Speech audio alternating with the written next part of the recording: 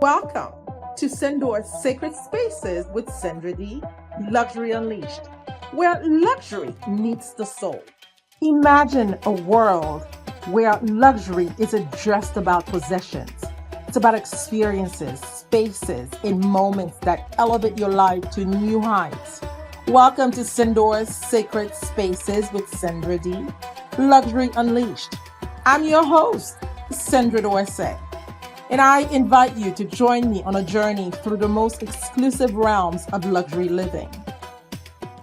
In each episode, we'll explore everything from extraordinary properties and bespoke designs to the art of fine dining, private aviation, hard asset investing.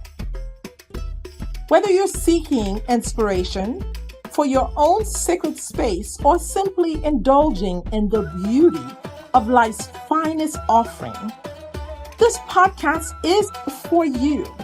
It is your gateway to the ultimate luxury experience. But luxury isn't just about the material. It's about enriching the soul. That's why we delve into the stories behind these spaces and the people who create them. Look closer to the heart of what makes luxury truly special. So if you're ready to unleash the luxury within and embrace a life of elegance and purpose, subscribe now and join me on Sendor Sacred Spaces with Sendra D, Luxury Unleashed. Because luxury isn't just a lifestyle, it is an extraordinary way of being. Well, hello, everyone. Welcome to another fantastic episode of Sendor Sacred Spaces with Sendra D, Luxury Unleashed. Today it's my privilege to bring you a well-established financier, also a managing director of a family office. I have with me today Tom Williams. Of course, I scour the earth to satisfy your appetite for information, as my appetite. And I came across Mr. Williams because first of all, I appreciate the structure of inner dynamic of a family office. But when I see someone who has such a diverse background in a space that offers legacy building, because really what we're doing here today or doing every day is building a legacy, because we know that after we have invested in our careers, in our families, we have to pause and ask ourselves, what legacy am I leaving? Who can benefit for my hard work besides just me, getting the returns in real time? But the returns that we are seeking truly are generational. So we are building legacies in order for those who come after us can reap the hard work that we've done. And for those of you, depending on which generation you're in, you may have benefited from your parents or your grandparents. But also there are those of us who have been from the working class and who are new at legacy building. So today we're going to talk about that. We're going to say how important it is. And it's not how can I say, an elitist concept. It is not. It is a common sense concept, because as much as you love those who are around you now, who gather at holidays, Thanksgiving, Christmas, New Year's, and whatever holiday we're celebrating Ramadan, whatever it is that you celebrate when you gather your family, you have to think and look around. Are those people taken care of? Are they going to be okay after I transition? And don't mean to bring gloomy perspective, but it's very realistic. We're not here forever. It'd be nice if we had that potion, but we are going to at some point exit this planet. Some think we come back, but just to keep it simple, we're going to talk about how does a structure such as a family office can help you bring a legacy in a system that is sustainable for generations to come. Those people that you see that have their names on buildings or with a medical building, whether it's an academic building, that's a legacy. And when you drive down the street and you see the name of someone who did something so significant that they named the street after them, that's a legacy. But to keep it more simple, we're going to talk about the financial component of that legacy. How are you going to protect it? I know that you write the checks for each and every person. You may be writing checks for college tuition. You may be writing checks for, I don't know, holidays for your children or your grandchildren. But the legacy that is sustainable, the investment strategies that you can utilize that are more long-term, that complement your vision for a comfortable lifestyle. All right. It doesn't have to be lavish. It doesn't have to be, Kardashian style. It could be just respectable so that you know that after you've gone, those that you love will be taken care of. So without further ado, let me bring in Tom Williams, who is based in New York City. Now, let me tell you a little bit about him. He is, of course, the managing director of a family office. He's had more than 2 decades of financial service experience with ultra high net worth and high net worth institutional corporate clients at firms. He has also helped establish the strategic direction and execution of framework to create and build out a 10-person multi-family office. How exciting is that? So I would love to, put a camera around Tom and see how busy he is during the day. I don't know if he can, compete with me, but he began his career as a nuclear engineer and anti-submarine warfare officer in the U.S. Navy. Thank you so much for your service, sir. And after graduating with distinction from the United States Naval Academy, his shipboard division was awarded the Anti-Submarine Warfare Excellence Award from the Commodore. His combat experience includes being deployed in various cities. And, I don't want to bore you with me just regurgitating what I see on a piece of paper. I'm going to bring Mr. Williams in so he can tell you yourself. What did I miss, sir? First of all, welcome.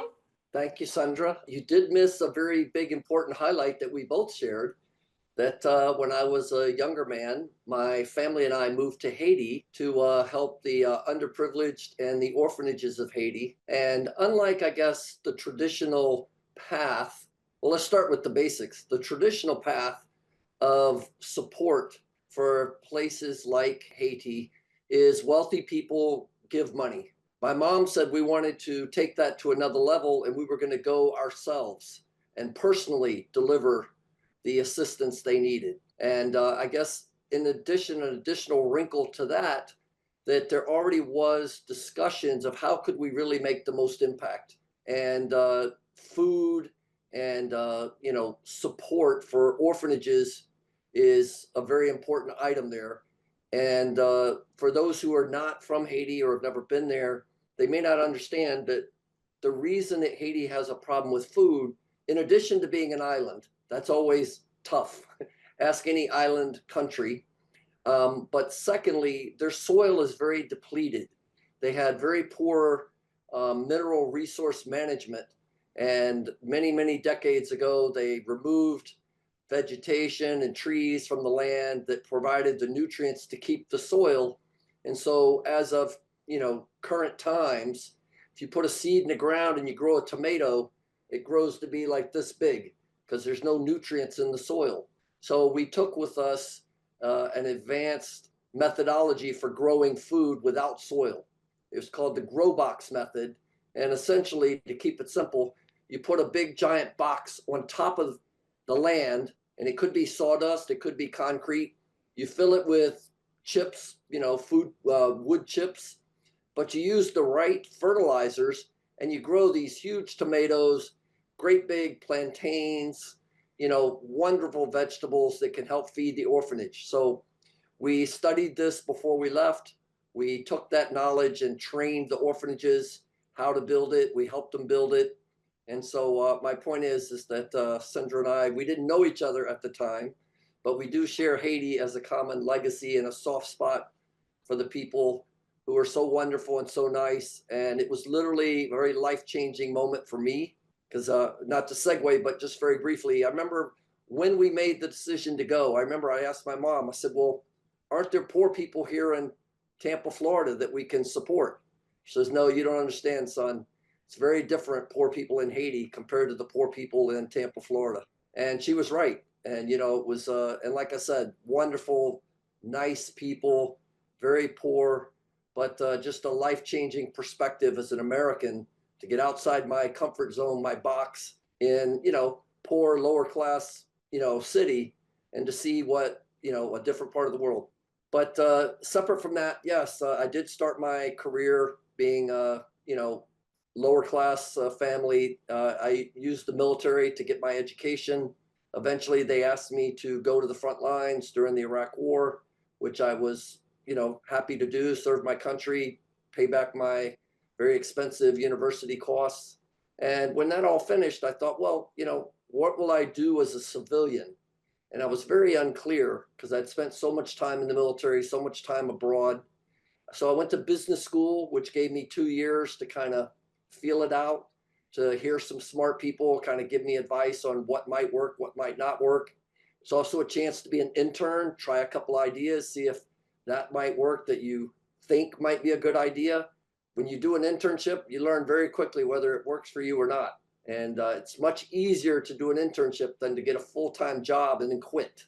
So internships are a fantastic way to figure your place out in life. And I realized that finance was probably going to be my path. And my first job was in London. Then I came back to New York and spent the last 2 decades here in New York. And I guess to segue into the conversation of the day, legacy and family office, a very not well known discussion is why a family office as opposed to the traditional, right? The traditional is, a financial advisor, pick a bank, pick a, someone that you've heard of. The TV commercials have places.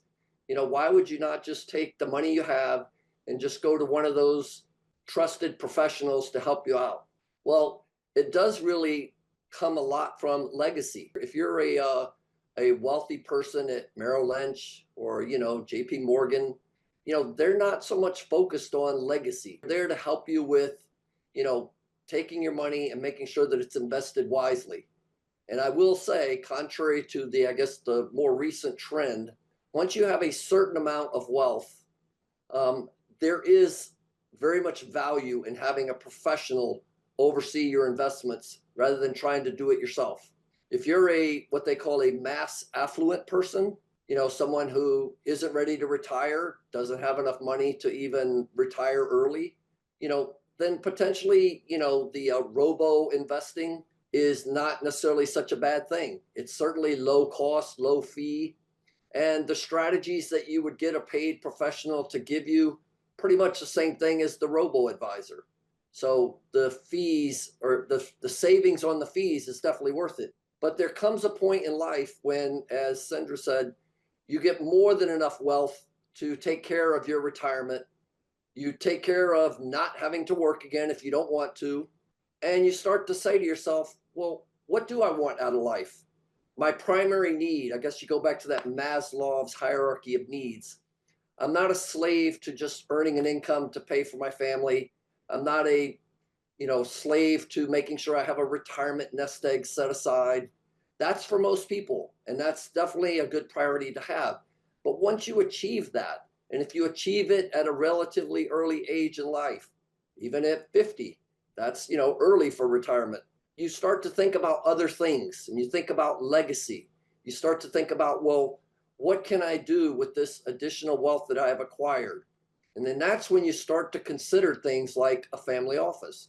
Should I have my own team, my own staff to personally advise me rather than go and sign up to one of these large banks who can give me the, I guess, standard cocktail of financial advice? And so to the extent that legacy is important, you don't want to do it without advice because there is a lot involved. It takes very concerted planning, and ideally you should work with someone who's done it before. So saving a few bucks by not hiring someone and just trying to do it yourself, have a friend give you some advice on how to do it. I'm just telling you, it's worth the money that you're going to spend because you'll get so much more efficiency and you'll do it, you'll execute it so much more precisely. You'll achieve your goals. You'll have goals that are worthy and reasonable, because without that advice, it's hard to have reasonable goals. It's hard to understand what the different opportunities might be. It's Absolutely. terrible to go through 10 years of supposed philanthropy and your buddy at the at lunch tells you, well, I've been doing this, and you never even heard of it. And meanwhile, you're 10 years deep into this less attractive thing that you could have been doing because you didn't know. You didn't even think to know that that was an opportunity. But then one caveat I would say before I turn it back to Sendra, it's more than just a legacy for the future. A family office can also engage the family currently. So to the extent that you have a current business that's running and you don't want to retire and you really love this business because you founded it, you're excited about it, and you want to integrate your family into that business. Yes, you can try it to do it yourself, and some people can manage, some people can't. But if you have a professional who helps you, it's much, you see much more different opportunities of how that this can be done. It doesn't always have to be daddy and son's going to inherit the business. There's many different ways that you can integrate your family into that business that don't involve that. And they're very productive. It makes the children more engaged with the parents. It makes the children more engaged with the business. And if you opt to separate them out from the business, it's a well thought out plan for opting them out. And there's a separate consideration for them as they operate outside the family business that makes them happy. And they're okay to be outside the business because they chose. And ideally, there's benefits and drawbacks to that. But the point is, they're engaged. They're not running away from you, never want to talk to you because the only path they were offered is take daddy's job or else you're a bad child. And that's not really fair. It's not nice. And it's not always realistic. There's many, history is littered with examples of children who really were not a good fit for daddy's business. And that doesn't mean the child is bad, but there's a history of this. You look at Henry Ford, one of his kids, Edsel, was not a manufacturing guy. He was not a mechanically inclined. He wasn't even really an automotive guy, but he was creative. Oh, he was so creative. He should have been like an artist. And his dad and him just couldn't get along for like a decade, maybe 2 decades. And finally, Edsel got his opportunity when he could do some things on the aircraft side because World War broke out. And Ford was going to make airplanes for the military. Then Edsel could shine because he said, oh, I can help with planes. But why did he have to go through 2 decades of estranged relationship with his dad? You know, so anyway, there's more to this than Of course. There's so much. I mean, as far as thank you so much for that, for these insights. And so as far as family office or wealth building, there are so many strategies, but I do like the structure. I prefer it myself because what you're doing is you're engaging, as you said, you're engaging the family unit and you take the emotions out of it. You have a team of professionals who can actually, give you insights on who's the best fit to take over the reign after you're passed on. Of course, there's always a favorite one. In my family, I like to say I was a favorite one. But was I going to be the best fit for the family business? I happen to be a business major, so I actually took over from many of what my family activities were, but not everybody is the fit. And I was not raised. My parents overestimated me. They said I had to grow into the role. And so, oh, first of all, I had siblings that passed on, but so I grew, forced to grow into the role. But also, you get to see early on who's the best fit, not your favorite child, but who's the best fit to continue this legacy. And also, most importantly, who's more capable to provide transparency for the other family members, because we see these family dramas. You watch Dallas, you watch Dynasty, you see these shows where they're conniving, they're backstabbing, and that happens in real life. People think that's soap opera, but no, in such families you always have people who are competing because those families breed the personalities that are competitive. So you have to make sure, with the help of some advisors, to be able to discern and also to identify that person, that individual, or a collective of individual group of individuals that can carry the legacy over without compromise. And so that's why I loved the idea of having a structured team, which is called a family office. But I wanted you to talk a bit about, which is what you have, a multifamily office, the difference between a family office and a multifamily office, Tom. So, first of all, there's also the possibility that the child doesn't want to be in that business. Right. Sometimes personalities are different, and some people are more creative versus business oriented, or the reverse. Dad's creative and the son is not. And I can just tell you that that's very common, actually. But the distinction about a family office, there is a very specific distinction also in the tax code. So again, another reason you need a professional is that there's privileges and disadvantages of being a single family office. The single family office gets a carve out from the regulation that you don't have to report all of your assets. You don't have to report all of your holdings. It's a nice carve out that allows you some privacy of your life, your business affairs, and how you manage your doings, right? But you cannot take an outside client. You can't take even one person. If your cousin comes and says, I got 5 million, I got 10 million, help me out, you can't unless you're willing to sacrifice the family office structure and then become a reporting entity.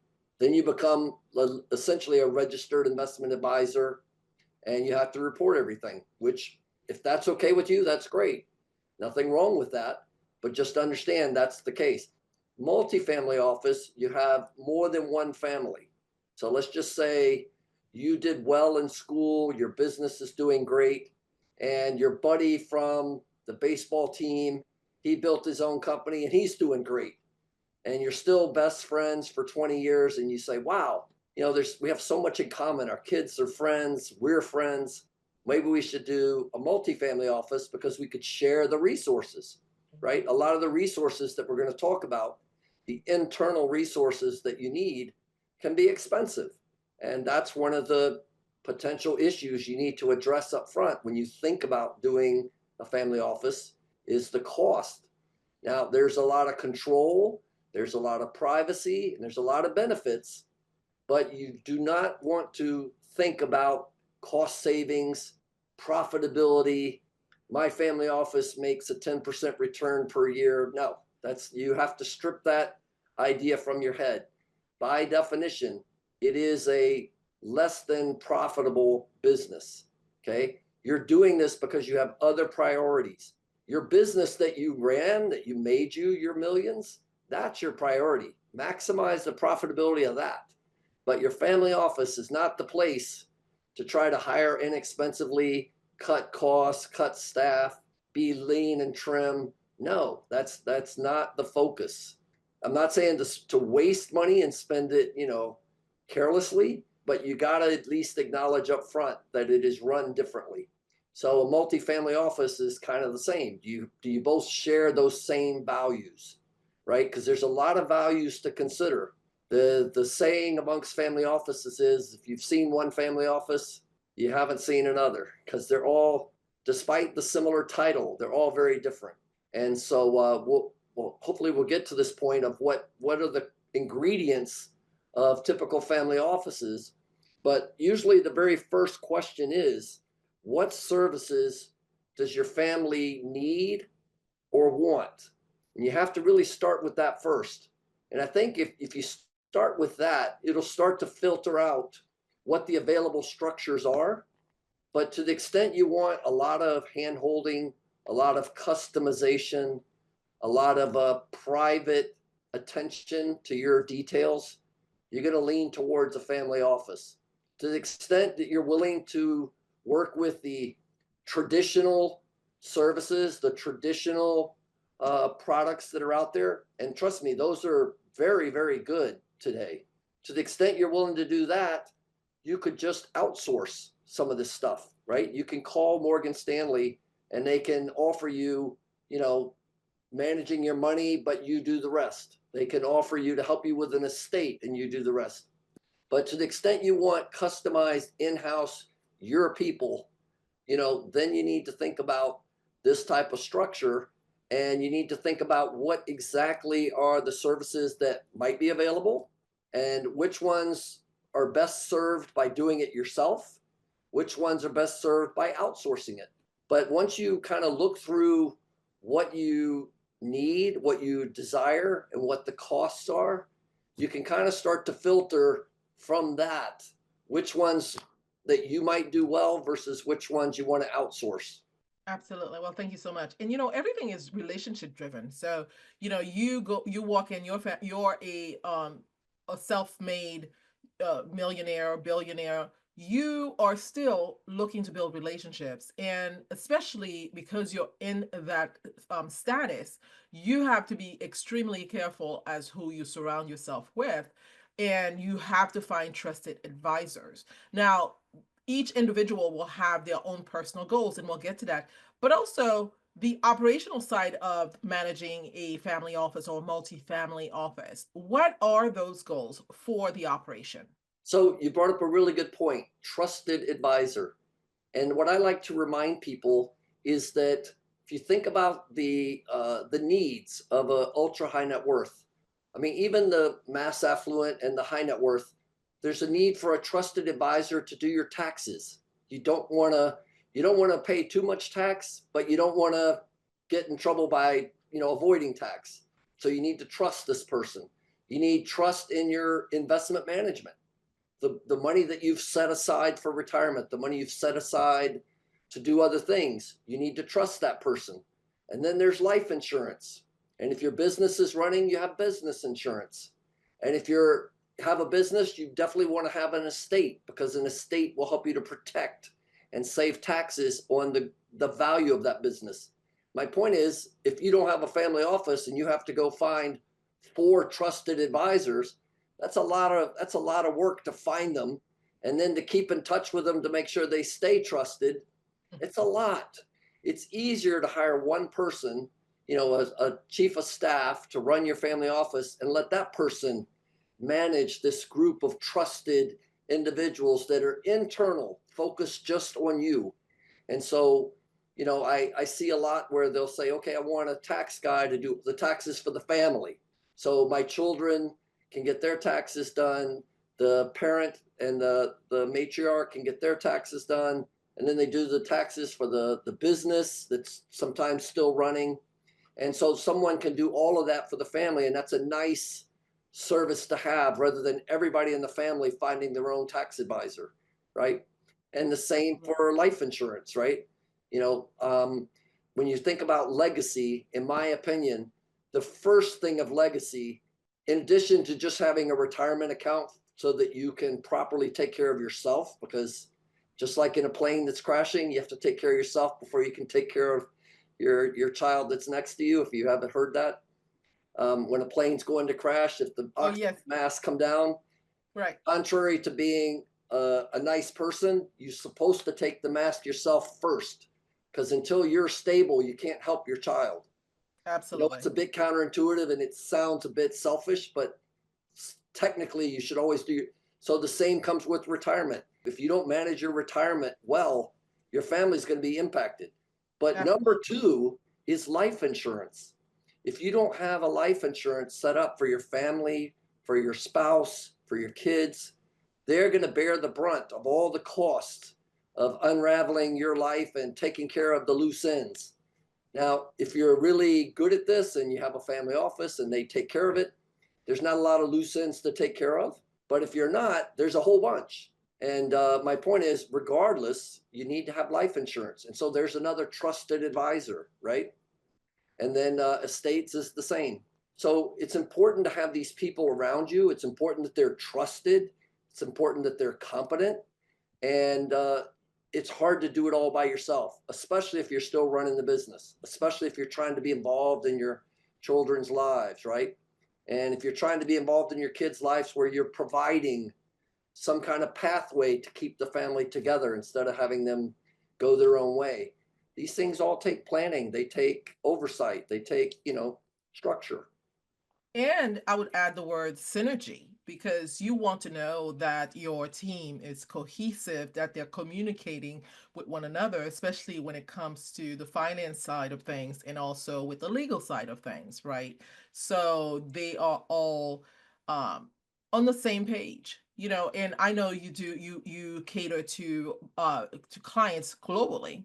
So it's important that you understand how each person is affected by, and there are different laws for different regions, and though that has to be taken into consideration as well. So it's very important that the team that you build, and I'm speaking to the investors, um, the professionals out there, the audience in general, if that you do your due diligence. Sometimes, of course, you have a cousin or family member that has those skills, those qualifications. What's that little thing? And I've had to learn that. Don't do business with your friends or your family. Well, you just take that. There's some truth to that. I'm not gonna say that applies every time, but there is some truth to that, because sometimes some people, some family members or friends may feel like there's more flexibility as far how much, because you end up, the reason why people go to their friends and family is because they're going to get a discounted rate, right? Let's be honest about this. So have to make a decision. What's the risk with a discount rate? What's the risk of knowing that this person is working on a discount? Are they going to give you priority, knowing that they're charging you 10% versus a client who's actually paying them the full fee of 50%? So you take those, you factor that into your decision making process. But again, this is not a conversation the how can I say, to convince you to go one way or the other. We're just bringing information. So now we talked about the operational side and how you decide. We want to talk about some of the investment strategies. Let's get into the nuts and bolts of things. Tom, would you like to enlighten Yeah, me sure. and the audience about So, that? so it's very important, with regardless of whether you choose family office or you choose a traditional financial advisor, it's very important to filter for yourself. What is your investment category? What is your style? Now, most of the big shops have a questionnaire that they can show you. And Mhm. actually, it's kind of standardized. They make like it's some secret sauce, but really, it's kind of standardized. There's like 5 categories. You can be completely risk averse and you don't really need to make any money. Just don't lose it. Just give me something more than, inflation, because I don't want it to get eaten away by inflation. It could be, oh, well, I want a little more than that. I'd like some income. So make sure we have some bonds that throw off some cash, because I have some uses for that cash. And then it could just be traditional standard retirement type of portfolio, moderate, we could call it. And then there's some that say, well, I'm a little more than moderate. I'd like to grow a little bit. I'd like to have some technology in there so I can feel like I'm riding the technology wave. And there's some people that say, you know what, I'm 35 years old. I got a long time to live. I'm going to be pretty aggressive.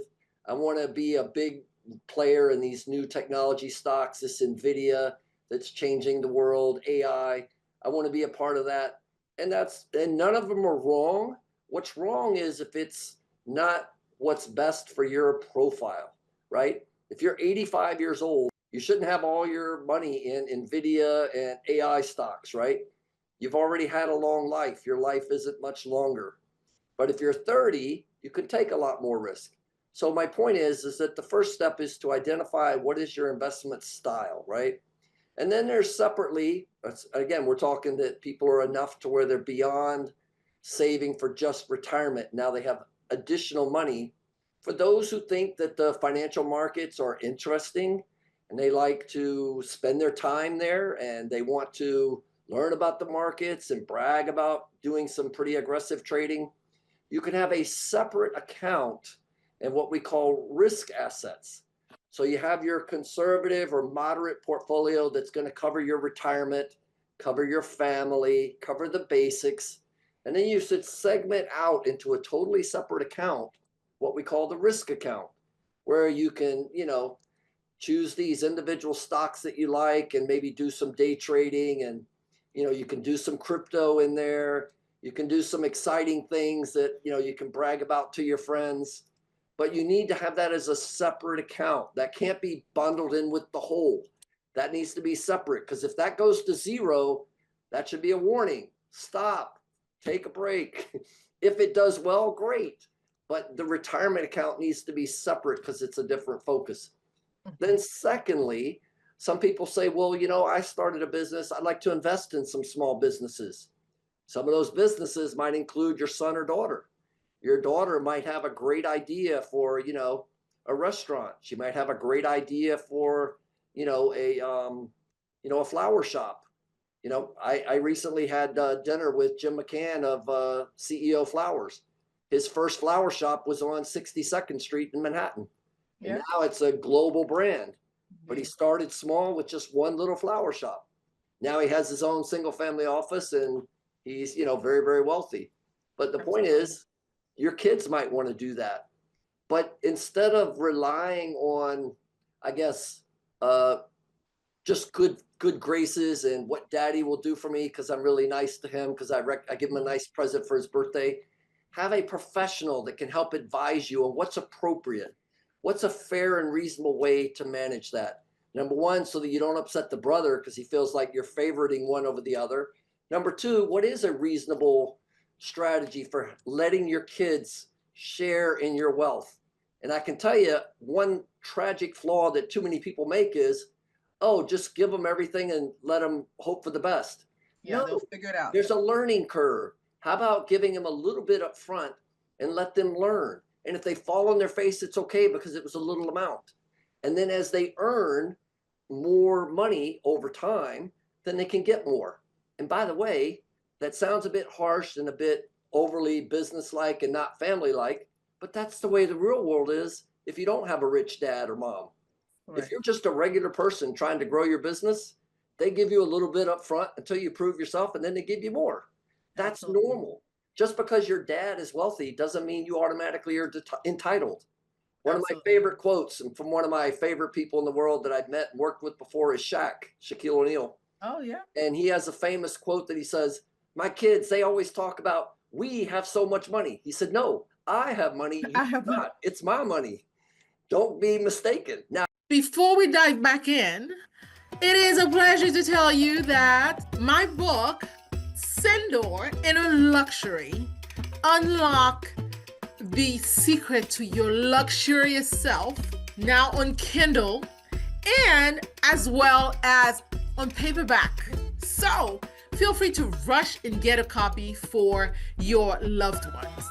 In addition, if you are loving these extraordinary conversations about luxury, about balance, about emotional intelligence, about a little bit of politics, a little bit of spirituality, if you're loving all of it, well, rush to Amazon and get my book. You will learn emotional balance is from within. You will learn to elevate yourself to the frequency that you wish to express in the world. So there can be more love, more peace, more harmony. But there's more. You can rush to pre-order my next book, which is Sendra, Guide to Luxury Living and Emotional Balance. Well, for me, my brand is all about living from within, emotional balance, emotional intelligence, and luxury. And for me, these books are flowing endlessly from me to you with so much love. Let me know what you think. Let me know after you read it. Put a comment, put a review. I'd love to hear from you. Now, if you go to college, I'll give you a little bit. You get a master's degree, I'll give you a little more. Right. But don't say we have so much money, because it's my money. And my point is, as simple as that sounds, there's a lot of genius in that. Mm-hmm. And kids need to understand that, because then they build the right boundaries, the right expectations. Absolutely. And if you have the right advisor, you do it professionally. You're not guessing. You're not trying to just navigate it. You Absolutely. Have professional advice on how to do that. Yeah, absolutely. Especially if you're the client. So basically you have your expertise, and you don't want to have to deal with these administrative things, because what we're talking about is administrative, and you want to Yes. focus on what you know you did. You built your fortune on, Yep. like you said, a flower shop and all these little pop-ups, food chains that you would see now. They also that were one store, and now they're maybe nationwide. And you want to focus on your business model. You don't want to focus on those details. You want to have these trusted advisors. So it's interesting because there's a concept, you and I were talking earlier before the show started about different terms that you hear a lot in buzzwords. And one of them is diversity, equity, and inclusion. And, I heard someone talk about another term is for DEI is didn't earn it.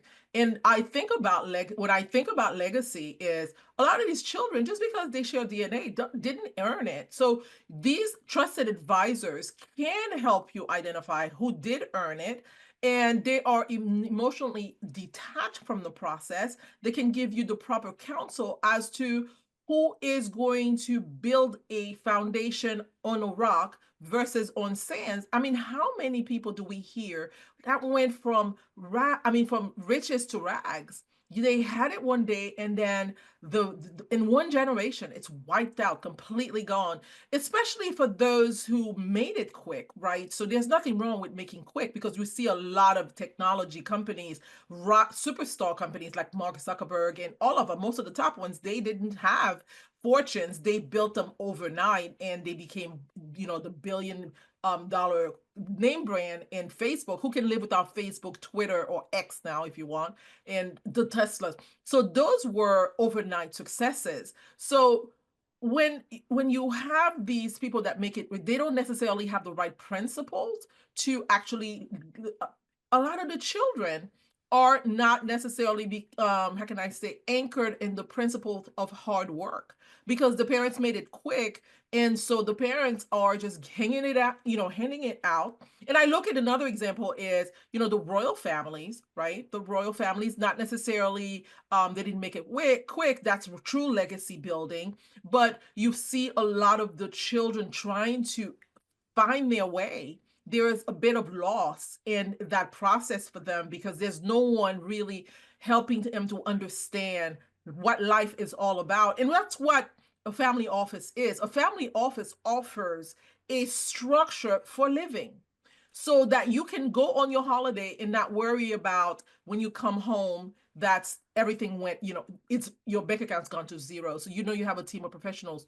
And so again, the strategy will depend on who you are. If you are risk averse, or if you are a high risk taker, if you like going to to Vegas and rolling the dice. I've never been to Vegas, by the way, but there are people who just thrive in that setting, so that your risk profile will vary. So Tom, give us some examples of some of the clients that you've worked with, one that was very risk averse and one that was very had a high tolerance for risk. So how you were able to manage them differently? So I'll give you an example of, and I think this is public knowledge, but a family that I've worked with in the past, the Michael Douglas family. And Kirk, if you're not quite familiar with the story of that family, Kirk was a Russian immigrant, came, made himself the biggest movie star in the world long before mine and your time, Sendra. But this was the 50s, and he became, the stereotypical tough, lead man actor, and everyone loved him. He had Academy Awards, he had international fame, he had 3 kids, and it was a very difficult legend to live up to. And also remember, he's not a business guy. So he's not exactly in the field of giving business advice to his kids. Michael's path growing up in Santa Barbara was to surf and smoke pot all day. And he's pretty public about that. And he started doing some acting, and his dad made fun of him. Dude, you kind of suck. Maybe you should, figure it out. The other son, Peter, tried to be in the movie business just like his brother, because everybody wants to be like dad. And then the third son just turned to drugs and just threw his life away and eventually died. A drug overdose, died. I worked with Peter, and Peter, while he tried his toe in the movie side, it just wasn't working, even behind the camera. Like Michael was in front of the camera, and Michael eventually, and this is the one of the amazing stories of Hollywood, became as good of an actor as his dad. But it took a long journey. And the point is, he became very successful, and it is, you know, an amazing success story that father and son could be so successful. But his dad let him fail. His dad let him choose that path. And if he didn't want it, he could have done something else. Peter tried his hand behind the camera because he realized he's not a front of the camera guy. Didn't work. And eventually he settled into the business side. And now he runs the business side. He runs the family office for them. But he had to find his place. And trust me, he was very struggling with that role because the dad's legacy was huge. You know, Michael struggled with it forever too until he finally got a breakthrough and proved himself. So it's a very tough legend to go under sometimes when your parent is so successful to try to follow in the footsteps. You know, it's not necessarily your expectations, it's everybody else, right? If your dad is Kirk Douglas, what do you think people ask you about? So what are you going to do? Oh, you're in a movie. Oh, you think you can act? Oh, well, let's see. Are you as good as your dad? You know, there's just a lot of outside expectations. Right. Separately, but notice that, you know, dad took a very hands-off approach. He was happy to help when he needed it, but he took a hands-off approach.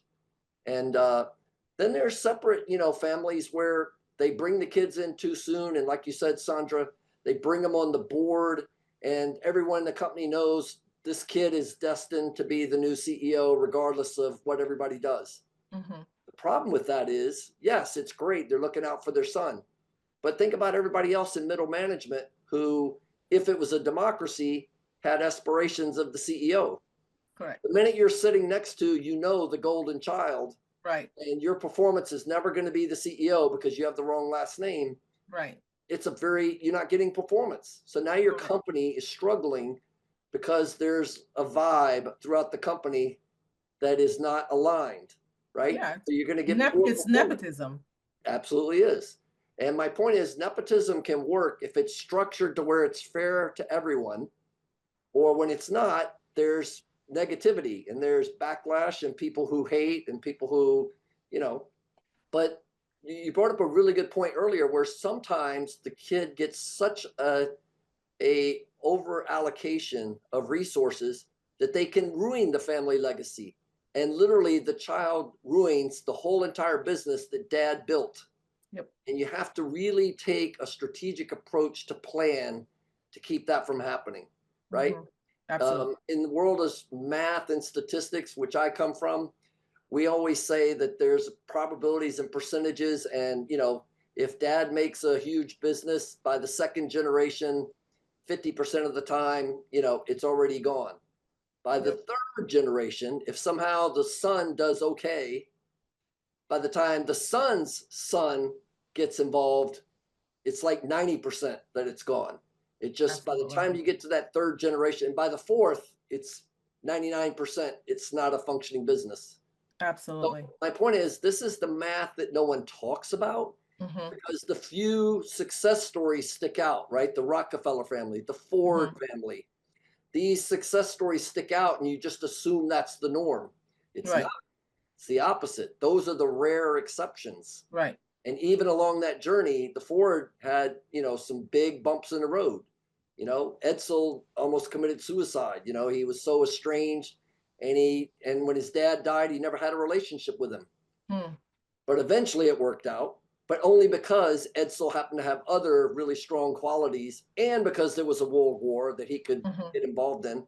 So my point is that to leave these things to chance is a big risk. And if you want your legacy to continue, you need some thoughtful oversight and some thoughtful, you know, decision making along the way. And it might be a little bit of tough love along the journey. You know, the son doesn't get the gift of just being gifted the CEO.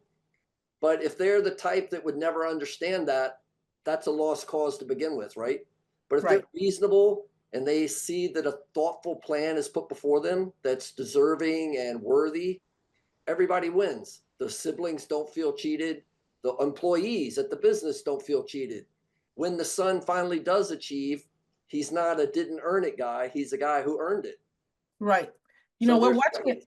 We're watching it in real time with the Murdochs, aren't we? And Murdoch has how many wives has he had? He's got like a few, right? And so with each one, there's different, set of children litters. Yep. And so you have one heir to the throne, and that's Alex. But you got to wonder around Alex, there are other siblings and how they're feeling about that because you only hear about Alex. And so it's, clearly he's the golden child. So you watch it in real time, and that carries over to royal families as well. In Saudi Arabia, you have Mohammed bin Salman, I think his name is, MBS, they call him, and talk about talk about a whole litter of children. That is, I don't know, how many does he have? I think he's got like 20 kids, but the heir to the throne is MBS. MBS fought his way through it. It wasn't handed over. Talk about cutthroat. He had to fight. And given early, I think he was like late 20s when he was Yeah, he given the took over. throne. So that's an example of nepotism because, of course, he is the decision maker, but he has a team of people. But of course, that's a different system because, in Saudi Arabia, you have a monarchy that you'll never be It's able to get rid of. expected of a monarchy that that's the lineage, whereas a family, Correct. it's a choice. Right, correct. So in that way, where I'm talking about the sibling rivalry that can Mhm. happen, I'm giving an example of that's extreme civil rivalry. Where I think he put some of his rivals in jail or in a luxury A hotel. hotel. And it I was mean, like the Ritz it's Carlton. like this And they is were happening in complaining, real I can't time. believe I'm stuck in the Ritz Carlton. Everyone said, yeah, we should all be so lucky. Forced into exile Amazing. at the Ritz Carlton. Yes. Right, right. I mean, we should, for them, that's excruciating pain. That's like solitary confinement because they're jet setting across the world. But that's just extreme, com how can I say, competition. But you can tone it down and bring down a level when you look at, in an average family that has maybe just one set of children and you get one. The first one is not chosen, the second one is, and then you have the last born who's saying, why not me? And there are people whispering in their ear saying, well, this is what you need to do in order to take over. Either it's the wife or it's a friend and saying, you can take it over. Maybe I've watched these Competition soap is operas. good if it's structured correctly. Right. So those are the Competition things can that be what you're great. saying. Yeah. Go ahead. Competition can be great, but it needs to be managed so that the guardrails allow it to function properly. But as Right. you said, when there's no guardrails and people perceive that the hug at Christmas, the better Christmas present, the extra phone calls, that those carry significance and affect the outcomes, that's when people get upset. Absolutely. So I'm giving these examples only to show that these things happen in real time. Of course, I've gone all the way to the top, but then, in between somewhere, there are always these how can I say, these conflicts occurring. And unless you have a very stable, and I am not going to say that the affluents don't create stable family units, but I've known to see quite a few, you know, they, they can be quite dysfunctional. So one thing that cannot afford to be dysfunctional is your finance system. And that's why a family office is important to have, or a trusted advisor is important to have. And even now, I've seen a trend that people are opting, instead of having a private equity fund, they are opting for, choosing a family office because some people, there are, and I'm not a legally minded person, but there are some advantages. Can you give us a few advantages of having a family office versus working or versus having a private equity fund? Sure. So a lot of families do eventually decide that they have expertise in building a business and they do like to invest in private companies. Separately, people have found, if you don't, there's a dirty little secret amongst the rich.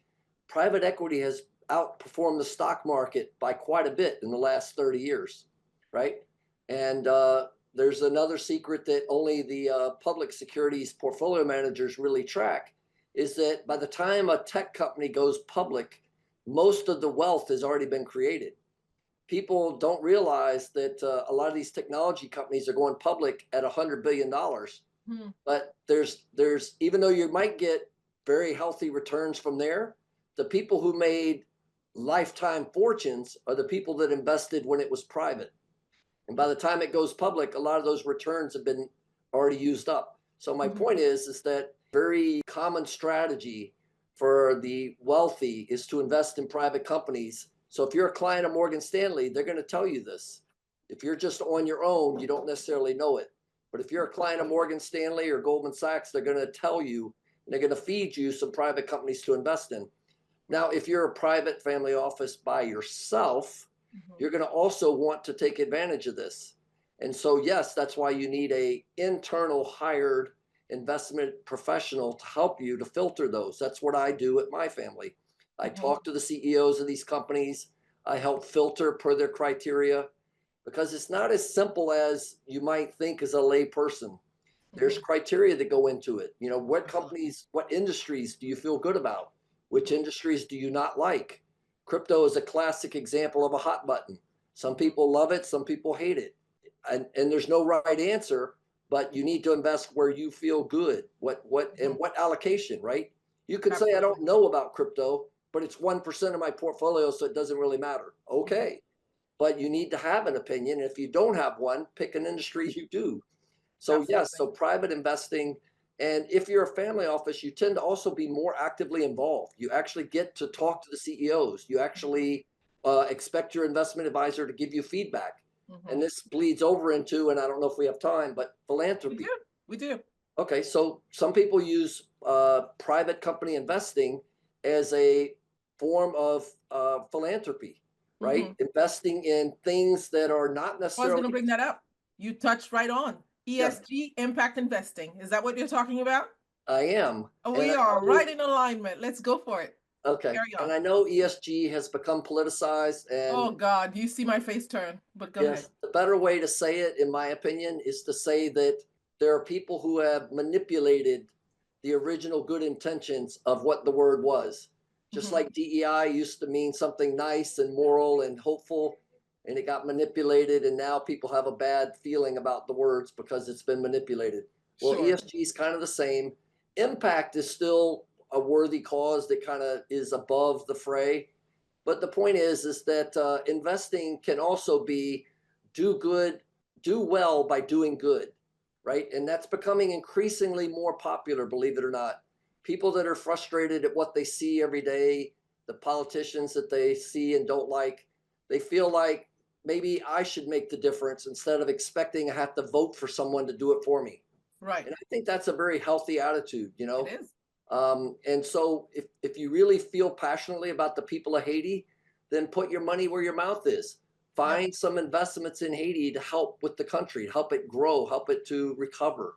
If you're passionate about, underprivileged kids in South Central LA and needing good education, I have a couple of friends. We just had a call about this last week, and there's things you can do about it. I was on a call 3 weeks ago with a guy who built a multifamily office, and during the call, he was very focused to tell us, "I'm from South Central," and he put up in the Zoom, he put up a map. He said, "That's where I grew up, Normandy and something something." And I said, "Oh yeah, well my classmate from college, he grew up there too." He goes, "No." I said, "Yes, his name's Daryl. Have you heard of him?" "No, I haven't." So we set up a Zoom call where they could meet each other. That's amazing. And they both, from those humble beginnings, Mhm. were able to achieve very good educations. Daryl ended up, my classmate, ended up at Wharton Business School, Mhm. and Todd ended up at Stanford. But the Fantastic. reason Todd got to Stanford was because a benefactor helped put him in private school for high school.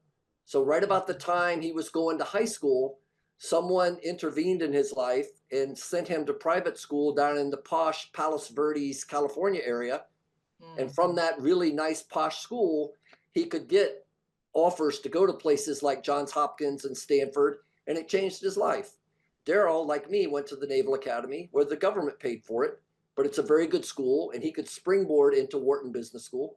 My point is, if lack of equal opportunity, right? People feel like there's maybe fairness in certain parts of Mhm. education, but the Mhm. opportunity is not evenly distributed, right? Mhm. Yeah. Skills are evenly distributed, but opportunity maybe not. And Hmm. so if that's a passion of yours, or if you're like, my two friends and they want to make a difference, then investing in that process to help, Hmm. create diversity of opportunity.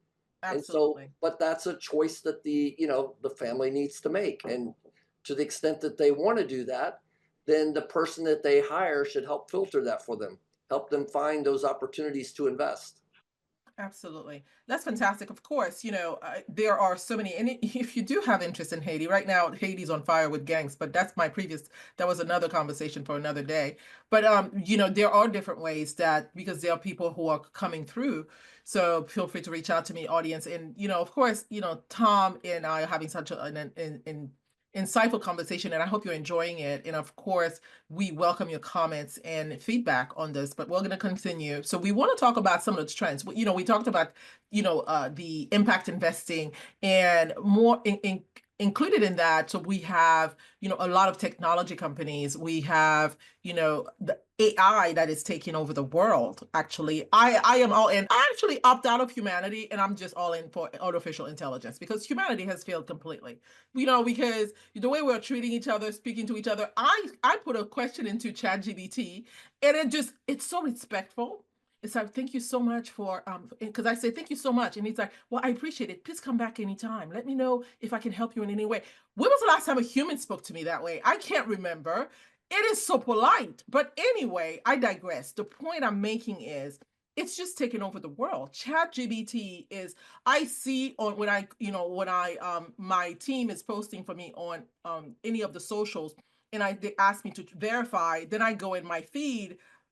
I'm not on social media, but my team asked me just verify. Then you have dating companies that are built on artificial intelligence. I'm talking about someone who wants to date someone who's an actual, not a real person, and with that is what an avatar. I don't even know how that works, but there are so many things, so many moving parts.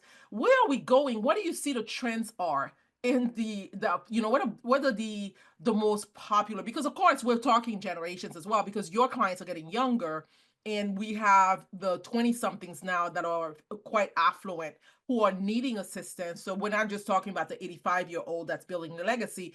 A great legacy is built when you start early, right? It's never too late, but the earlier the better. But we are seeing people who are so enthralled and so obsessed with artificial intelligence. What are you seeing that are popular nowadays? What are the trends?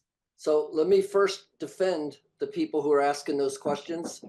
Technology has outperformed the Nasdaq, has outperformed the S&P by multiples in the last, since the great financial crisis, since the dot-com bust. So to ignore that huge outperformance is a big mistake. Europe is learning this the hard way, right? They don't have large technology companies, Do not. and there's a reason why the U.S. markets have what they call American exceptionalism. Yep. It's not for all the nice things we say to each other in the media. It's because of these tech companies outperforming, and they don't have any of them. But my Hmm. point is that so there is a very legitimate concern if you're not investing in technology that you're going to underperform. And separately is just the excitement of being part of change, being a part of Absolutely. where the world is going. And I can tell you what I hear a lot is these discussions. And when it comes to the older folks, what they tell me is, I missed the .com because the multiples were outrageous, but I'm not going to miss the damn AI. Yep. So AI. they're even more empowered because they saw what happened when they missed it in '99 and 2000. Everyone said, "Oh, it's just a fad. Oh, this thing is, it's overhyped. The market's going to crash. It's not a real thing." And then they missed. And now 20 years later, they're like, "I'm not missing this one." The There's no point way. is, they have a point. But here's the part that they are missing. That when you study history, if you look back at the .com situation, it is a very good comparison.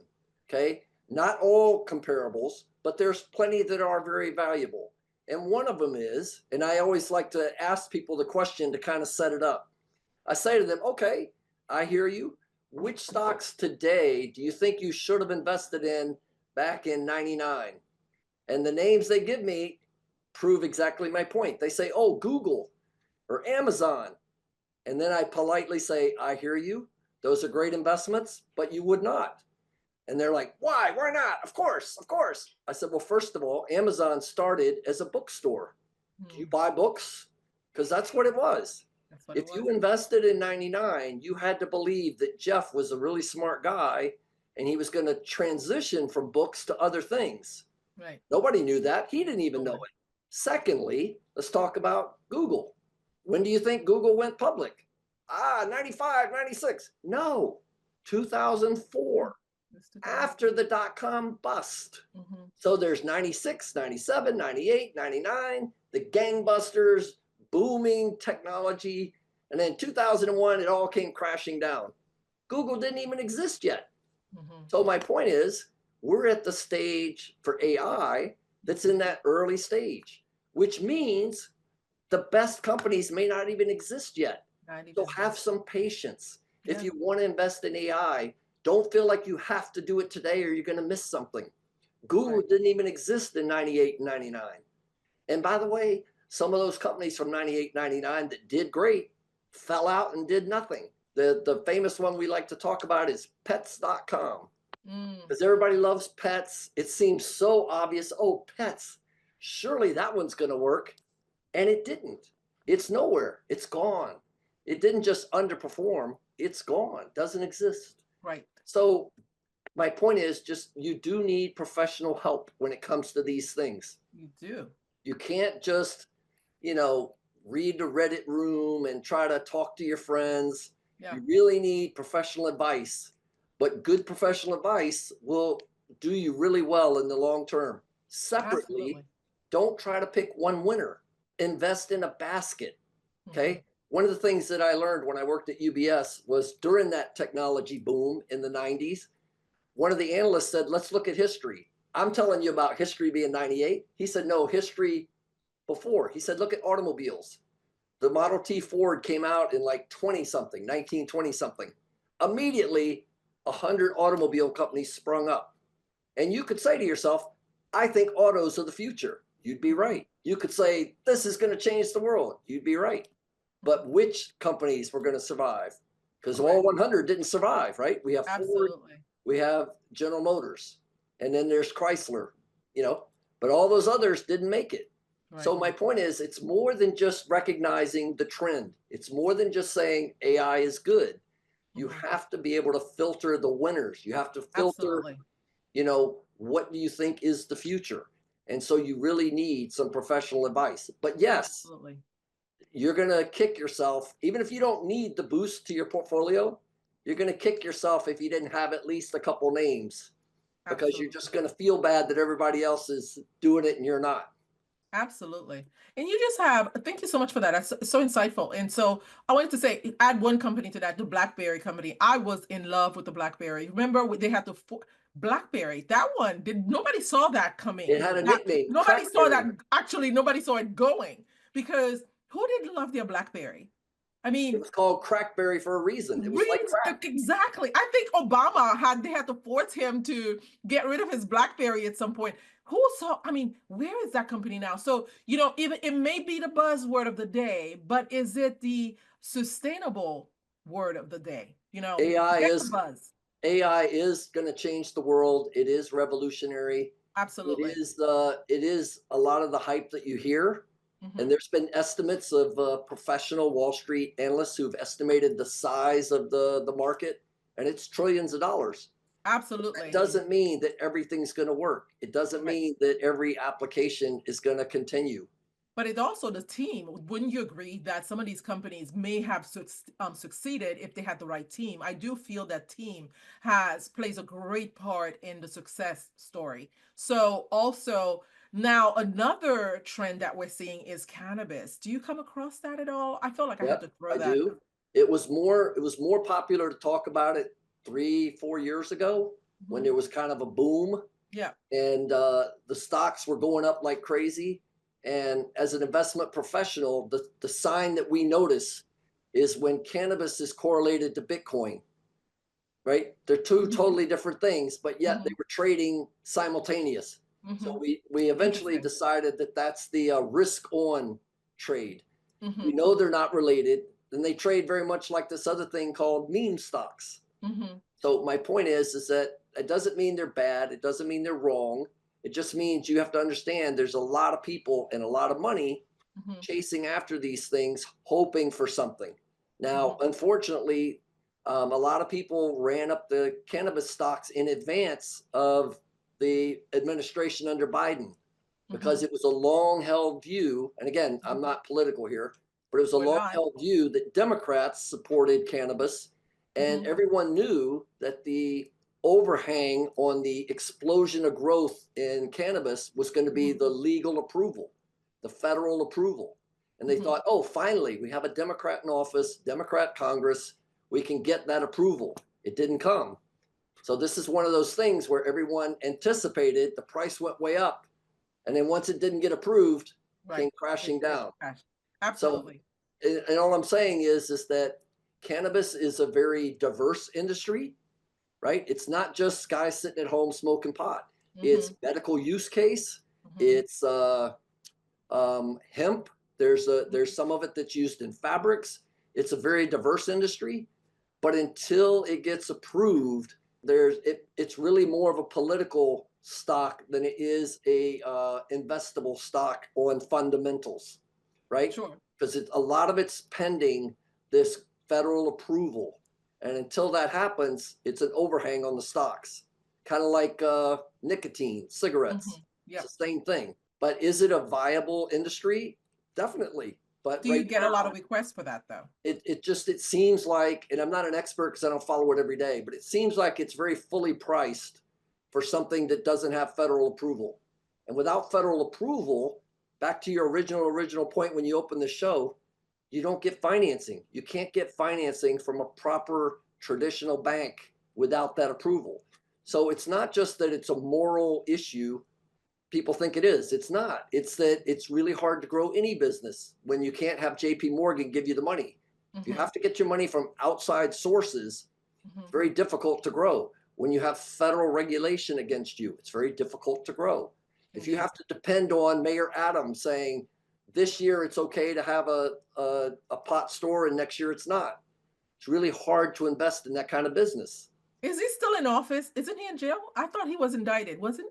He was indicted, and I think he's getting a lifeline. But we'll leave that politics discussion for another I day. know we did say I'm fasting from all things politics, but those of you who know me, But that's a category that is political because yeah, there's it is. You can't so much avoid of the it. And growth is so dependent on policy.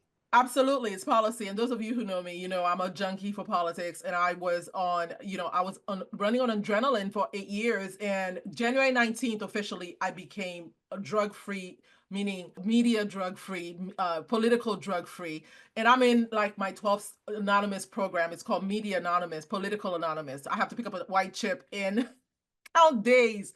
So that said, and I'm fasting for Lent, but that said, you cannot separate investing from policy The because one case that has proven to be a good investment is crypto, Bitcoin, yes, that's also because policy, isn't it? I mean, but blockchain, again, the it comes government. back to a president who vocally said he was going to support this. He was going to unleash the regulations, provide some clear guidance that was needed for it to take it to the next step, allow the regulatory authorities to regulate it enough so that the infrastructure of institutional investment could come in.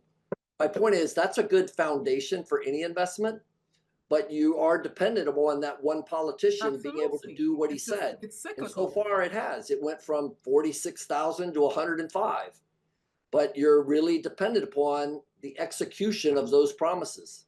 Absolutely, absolutely. No, very, very good point. And this is such an amazing conversation. But before we sort of wrap it up, and we know since we're on the topic of politics, and I am not going to discuss specifics, but of course you are completely in a space that's correlated with geopolitics and what the trends are around the world, and now how that is affecting family office, because you have people who come to you from all regions on the planet, but you have to help them make informed decisions because right now everything is so volatile. So you've got, I don't know, I haven't watched anything since January 19th. By the time you see this, it'll be some, it'll been probably a couple of months. So touched on what's happening around the world and how a family office and a client of a family office, what they should be considering when they move forward in their investment strategy. The most straightforward and consistent strategy has always been around tax. And that's not just the US. I know the US has recently discovered this hot topic in the last 4 years because of the politics here in the US of raising taxes, et cetera. But it's been a legacy conversation around the world for a long time.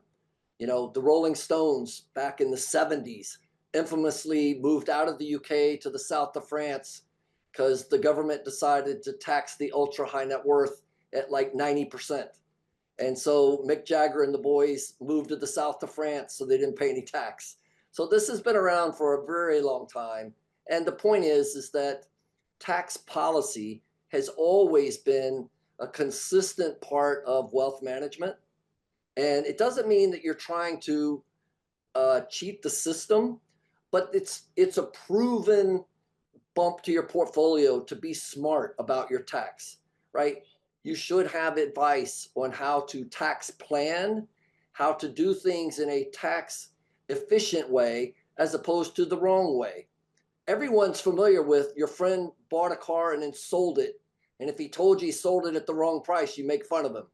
Well, in high net worth circles, we have the same concept that you did a transaction or you did a business dealings and you paid the wrong tax. Okay, it's the same concept, right? So my point is that tax, when it comes to politics and policy, it is very important, and especially the ultra high net worth, they do make decisions on this, and because the people who are worth 100 million, they can live in different places. They can have a house in London, they can have a house in New York, and they can have a house in other places, and they do make decisions based off of tax. Jeff Bezos, if you don't know the story, he saved, I think it's $1 billion. He sold his house in Washington right when they announced they were going to tax the rich. Mm-hmm. Sold his house and bought a house in Florida. And within 12 months, they published articles that the tax savings alone of moving to Florida had already, I think it was $2 billion he'd already saved in taxes in 2 years. Absolutely. And he's a Democrat. So again, Absolutely. this is just prudent financial management. So that's one area. The other area that comes up is potentially, just policies that people don't like, business unfriendly policies. I mentioned earlier that a lot of the big tech companies, they all live and work in the United States. It's not that they hate Europe. It's just that the regulations there are very cumbersome. They're very high. But they're It's all not a coincidence. the governments are so threatening. I mean, for instance, they openly threaten companies. When you look at what they are saying to, and I'm not a fan of Elon Musk. Oh, let's just be clear. I've said this before on the show. I used to be, but now it's just, anyway, let's move on.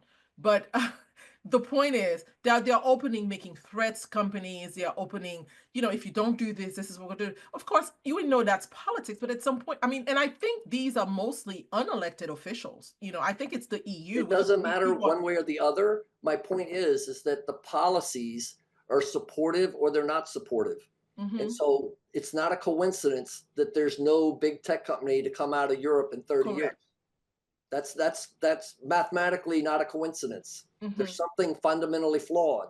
And it's not that they're not smart people living there. That's not, you can make a joke and say, oh, they're just not smart. No, it's not They are that. very smart. Yes. So what is the reason for 30 years we have all the tech giants? Absolutely. Absolutely. There's a reason for Because that. China absolutely does. London. Look at London. China. China has some tech giants when they were friendly to businesses. Alibaba, they have some of the hugest tech companies in the world because they allowed them. But then the minute the government cracked down and Jack Ma went missing, everybody stopped investing in China tech because now it wasn't quite so friendly from the government. Now the government has decided they want to be friendly to tech. And I think the key milestone was Jack Ma got a hug from Xi Jinping recently in public. And now you look at Alibaba and it's up 30% in like 2 months because they love the company. They just were worried that the government was preventing them from doing business. So Correct. And it's what not is a the subject of who's a good leader and who's not. It's absolutely? about But business policy. and I'm sorry for trying for interrupting, and it just a thought. My thoughts come so heavy in my, and I have to say it. But the point that I was, that was downloaded just now was this. It boils down to the justice system, doesn't it? It boils down to the American justice system. And wherever you are investing, look at that justice system. Is it a fair and balanced system? Are you able to get your day in court and know that you have a winning chance if you feel if you have that confidence and that conviction that you are truthful. So those other countries, and I look at Haiti as an example. I can't say that it's always been 100%, but now it's just the justice system is non-existent. And you look China. I mean, can you actually take anyone to court in China? Is that so? That it boils down to government, but also most importantly, who are they appointing as the sheriff that's going to discern what is right and what is wrong. Again, we go back to nepotism. Nepotism could be your friends, your buddies. Does your friend get a better trial than you do? We're seeing a little bit of that. Wouldn't you say, Tom, in the U.S.? And I guess this is not about politics. This is about the Let fair me and use a balanced better justice system. example. If I could use a better example, because this Mhm. ties in with the previous conversation, Okay. emerging markets. Yeah. Okay. Let's talk about China. Let's talk about Russia, Brazil, Argentina. Iran. If you look as an investor at all the companies that comprise those different regions, you actually lift up the hood. Most regular people don't, but if you do, you'll find companies that are pretty good, pretty strong. Not tech companies, but you'll Mhm. find like oil companies. You'll find some really amazing traditional old school companies. But if you look at their valuation, they trade at fractions of the US. And we know this and we accept it because there are risks. An oil company in Russia is not the same as an oil company in the US. No, it's Yes, not. they could have the exact same leadership, they could have the Mhm. exact same technology and the exact same supply of oil, Mhm. but because the Russian government has a hand in the business and can take the oligarch that's not Putin's friend and send him to jail, that's a tough business to invest because now you worry that the government is intervening in the business. Correct. So a Russian oil company trades at a lower price to earnings multiple than a US oil company. And there's a Absolutely. reason. The same thing with a company in Argentina, company in Brazil. Okay. And my point is that In India as well. so traditional investing, when you think about emerging markets, has always been about this. It's always been about, can you get your money back? Can Correct. the business flourish as well in that democracy as it is in ours? Is it Correct. even a democracy? Correct. And my point is that emerging markets investors are very familiar with this. Hmm. And it's not about trying to be Democrat versus Republican. Right. It's No, not at about all. administrations. It's about business friendly or not business friendly. Taxes, corporate taxes, these types of import export controls, import export restrictions. Hmm. These things all play into it. And my point is, emerging markets investors are very familiar with this. Hmm. And as a US investor, you should at least hear the stories, but Hmm. don't do it yourself because it is very complex. It is easy to look across the globe and say, oh my God, Gazprom, the fucking building is a mile long. This is an enormous gas oil company that's one Right. of the best in the world. Look at the price earnings. Let me invest there. And then they get surprised that it doesn't perform the same as the US oil company. And so my point is that this is a fundamental way to look at things. If Absolutely. you strip out the hyperbole and the media and the press, just focus on the basics and the fundamentals. And you should consider emerging markets part of your portfolio, but there's a time and place.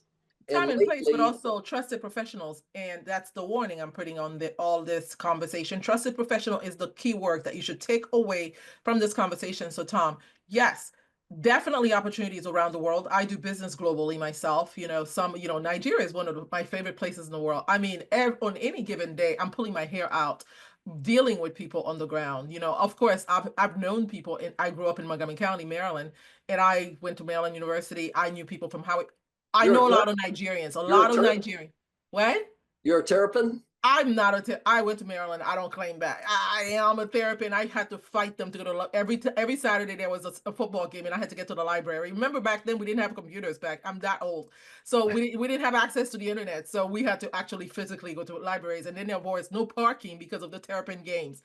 So and I had a deadline. I had to go out Saturday night. So that said, uh, I know not all Nigerians, and that's one of the countries that I've had to pull my hair out when I'm dealing with them. They have great opportunities, oil-rich country, oil-based economy, but talk about complex to navigate, which is why, again, the buzzword we are putting out there today is trusted professional. You need to have trusted professionals. There is a lot of money. That's why there are some family offices, private equity funds, and hedge funds that specialize in emerging markets, but it's not for the faint of heart.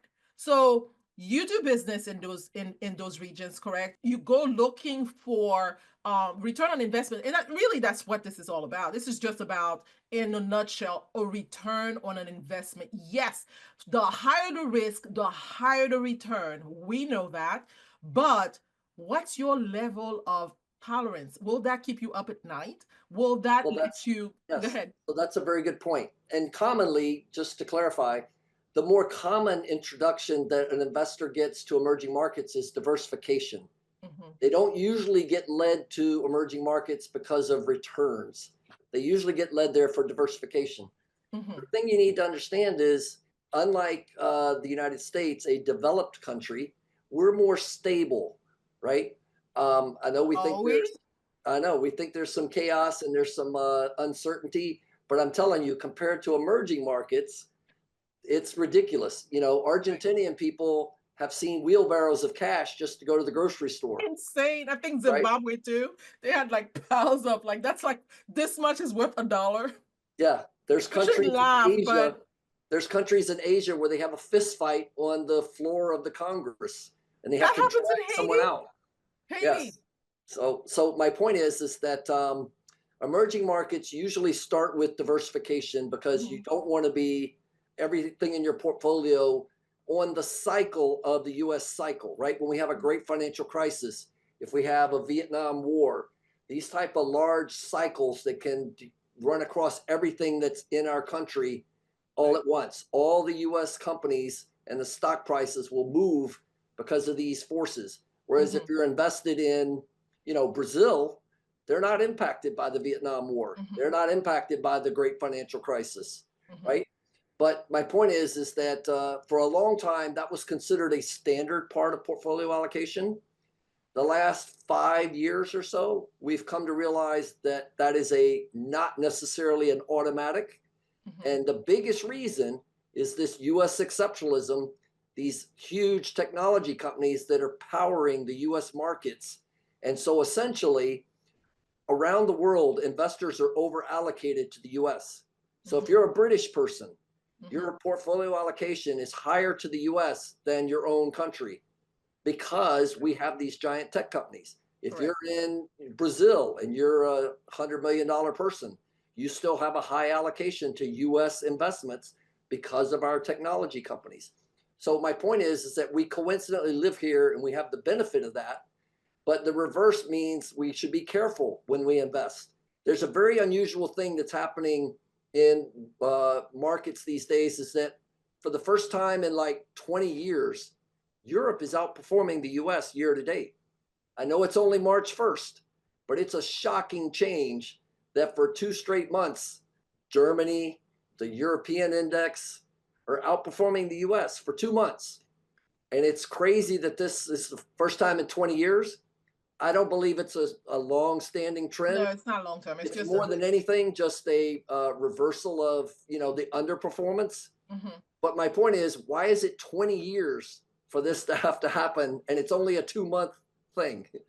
That It's just only shows 2 months you because how you have to be careful when you look at diversification because it's not as simple as what you read in your textbook, even if you have an MBA, which I do.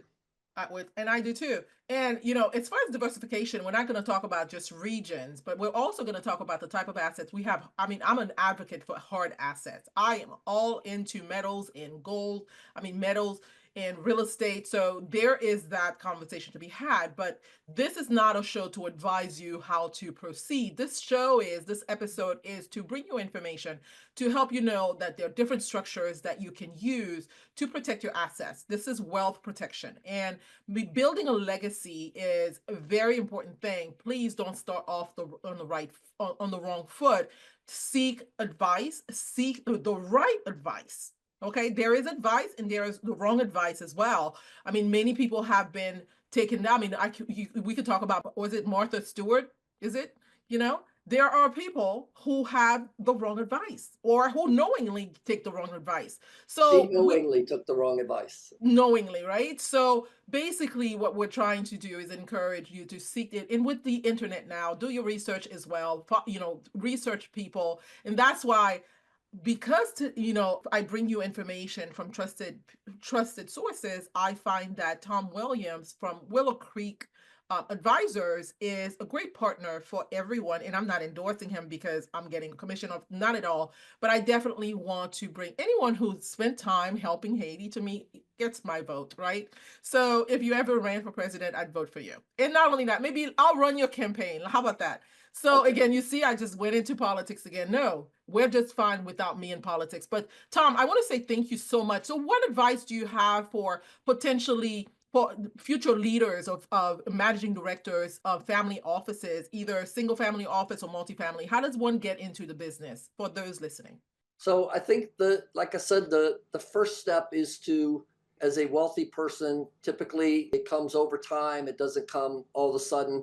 But as you start to approach that point where you feel like you're starting to think about other things than just your retirement, just your paycheck from your job, when you start seeing that you have enough assets to start looking at a bigger picture because your retirement is secure, your current income is secure, your family is covered, right? Once you start saying, okay, I'm ready to look forward to bigger and better things outside of just the rat race that everyone else is in, you need to start thinking about getting professional help.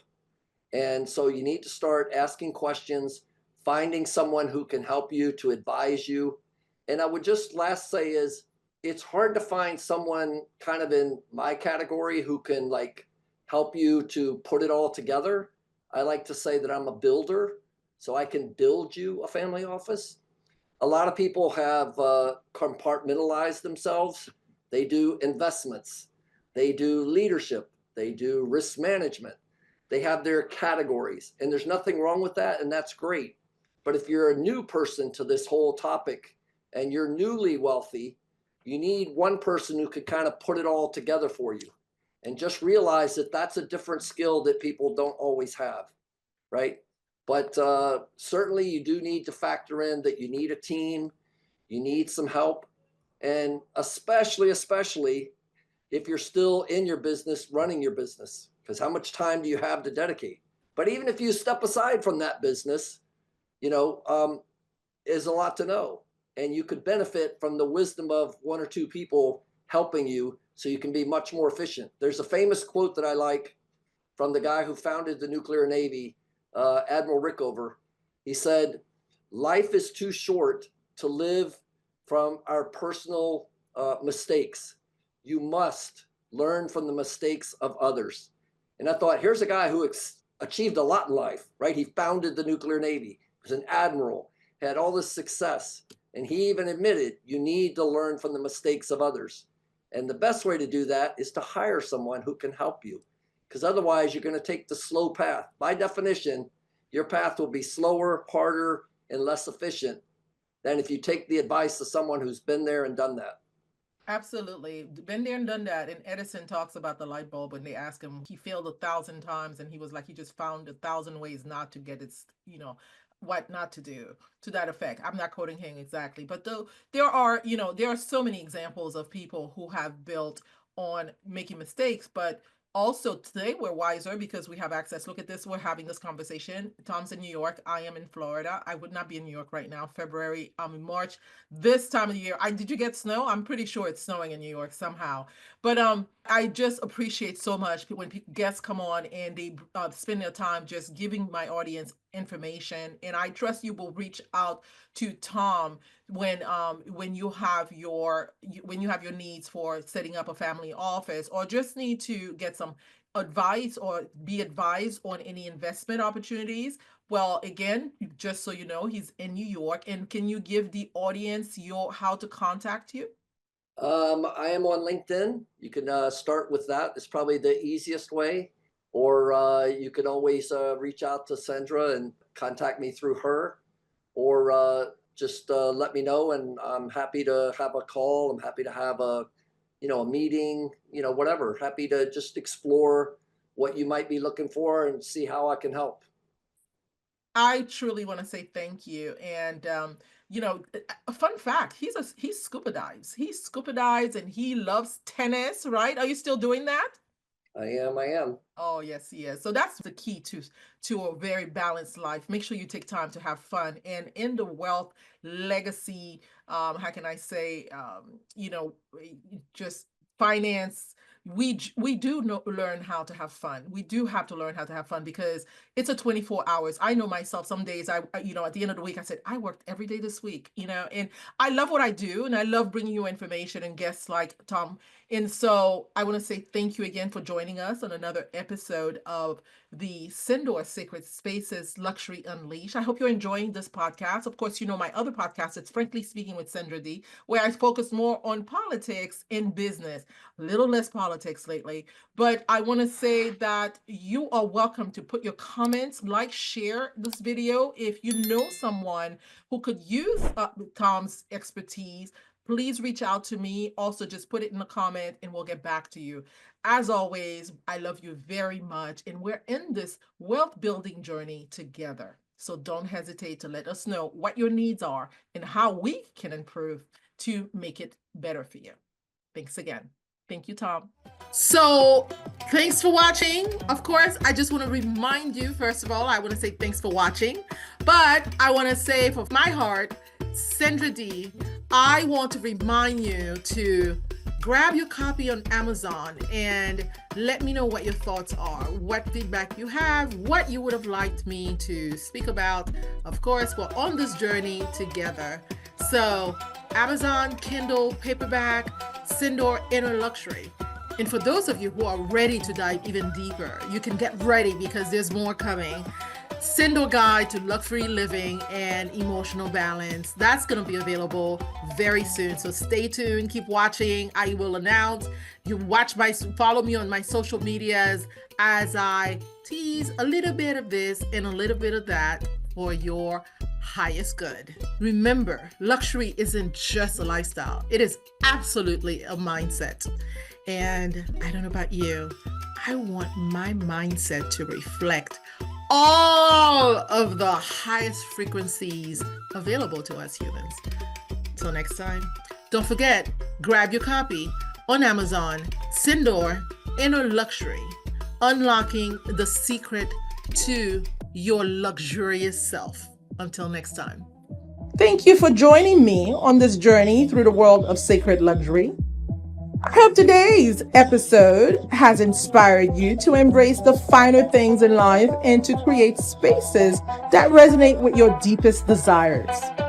If you enjoyed this episode, don't forget to subscribe and share with all those who appreciate the art of living well. For more insights and exclusive content, visit us at sendortv.com